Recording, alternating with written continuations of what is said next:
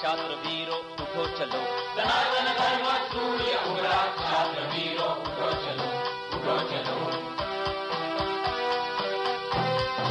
कलियुग के इस कलियुग का है अंत निकट आया, संधि काल इन युगों युगों का अब समीप आया, साधना के महापर्व को साथ है लाया, सनातन धर्म सूर्य उभरा, क्षात्र वीरो उठो चलो, सनातन धर्म सूर्य उगला, क्षात्र वीरो उठो चलो, उठो चलो। मैं अपनी बात को 3 चरणों में पूरा करूंगा। पहला चरण मैं बताना चाहूँगा महर्षि वाग्भट गौशाला और उसकी स्थापना के बारे में, और शायद इसी से कुछ समझ निकल सकेगी। अमर बलिदानी राजीव भाई दीक्षित जी से मेरा परिचय 1994-96 के आसपास हुआ, और उन्होंने धीरे धीरे मुझे एक दर्द बताया।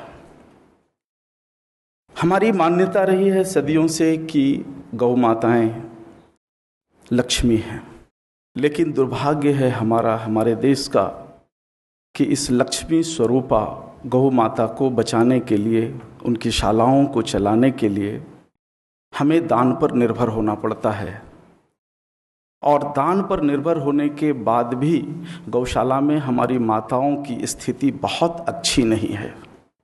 और फिर राजीव भाई ने कहा कि कहीं ना कहीं गौ माता का जीवन और जो हमारा जीवन है, इसके बीच की कोई कड़ी टूट गई है, और हमें खोजना चाहिए, ढूंढना चाहिए कि ये कौन सी कड़ी है जो टूटी है। और इस कड़ी की खोज तभी की जा सकती है जब हम प्रत्यक्ष रूप में गौ माता के साथ सानिध्य करें, उनकी साधना करें। और इसी साधना के लिए तमिलनाडु के कांचीपुरम जिला में कट्टावकम गांव में एक ऊषर भूमि जो बहुत वर्षों से पड़ा था, हमें मिला। उस कार्य के लिए मैं, राजीव भाई और हमारे कुछ साथी, हम सब लोग ने मिलकर के एक गौशाला की स्थापना की।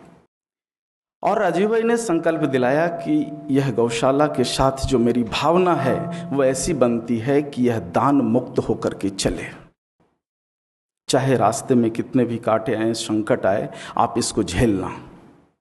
और उसी संकल्प के साथ 2000 से लेकर के अभी तक हम लोग चल रहे हैं। 4 गायों से इस गौशाला की शुरुआत हुई थी। कांचीपुरम के जगत गुरु ने हमें 4 गायें दी थी इस काम को आगे बढ़ाने के लिए, और आज हमारे पास लगभग 250 से ज़्यादा गौधन है। और अभी तक पूरा का पूरा जो संचालन है यह दान मुक्त रूप से चलता है। जब स्थापना हुई तो सबसे पहले हमने वहाँ पर जैविक कृषि का काम शुरू किया। 10 एकड़ की खेती को लेकर के, और 50 से ज़्यादा गौ माताओं का पालन हमें भारी पड़ रहा था आर्थिक रूप से। तो ये बात को जब मैंने रखा राजीव भाई के सामने, तो उन्होंने कहा कि हाँ, इसकी एक और कड़ी है, और वह कड़ी है चिकित्सा की कड़ी, और इसके लिए आप अपनी पत्नी को तैयार करो। मैं उसे कोई जगह ऐसी भेजता हूँ जहाँ पर कि पंचगव्य के बारे में जानकारी हो, वहाँ से प्रशिक्षण दिलाएंगे और इस काम को शुरू करेंगे। तो उनके निर्देशन में मेरी पत्नी डॉक्टर संगीता जी गई और वहाँ से सीख करके पंचगव्य का विज्ञान आई, और उसके बाद हम लोगों ने मिलकर के उस पर काम करना शुरू किया। रायपुर में एक बंजारी धाम गौशाला है, बंजारी धाम गौशाला से सीख करके आई। 5 दिन का प्रशिक्षण था उनका, 5 दिन का प्रशिक्षण लेकर के आई, और आने के बाद उसके ऊपर मैं और मेरी पत्नी दोनों ने अध्ययन का काम शुरू किया। ऋग्वेद से लेकर के और महर्षि घाघ भट्टरी तक को जितना हो सका मैंने पढ़ा। पढ़ने के बाद जो मेरे समझ में आई बात, वो बड़ा ही अद्भुत और विचित्र बात समझ में आई कि हमारी गौ माता का जो जीवन है और जो हमारा जीवन है, ये तो बिल्कुल एक दूसरे से जुड़ा हुआ है। और खासकर जो हमारी चिकित्सा का जो हिस्सा है, हमारे शरीर की, हमारे देश की मिट्टी की, और जितने भी 84 लाख जो जीव जंतु हैं, ये सभी के सभी एक कड़ी में हैं। और इस कड़ी को एक एक परत दर परत जब मैं खोलता गया, तब पंचगव्य का एक बहुत बड़ा विज्ञान हमारे सामने आया। और लगभग 1500 ऐसे फॉर्मुलेशंस मिले, जिस फॉर्मुलेशन के आधार पर अब मैं कहता हूं कि दुनिया की कोई ऐसी बीमारी नहीं जिसकी चिकित्सा नहीं हो सकती।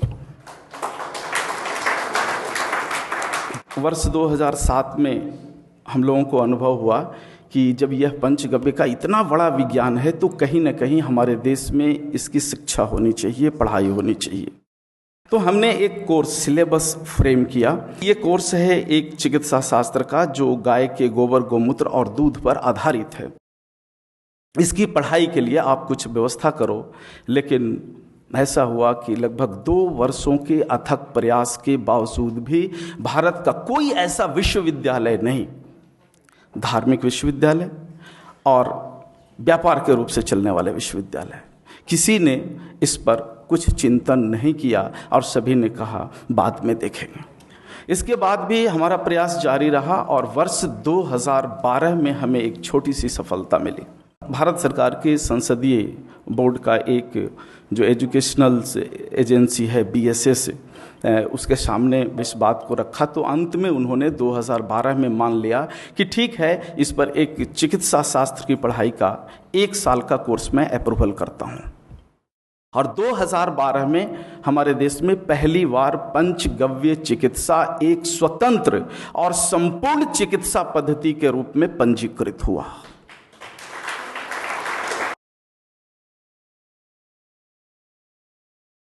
जयतु हिंदू राष्ट्रम, जयतु हिंदू राष्ट्रम। सनातन धर्म सूर्य उभरा, क्षात्र वीरों उठो चलो। सनातन धर्म सूर्य उभरा, क्षात्र वीरों उठो चलो, उठो चलो। कलयुग के इस कलयुग का है अंत निकट आया, संधि काल इन युगों युगों का अब समीप आया। साधना के महापर्व को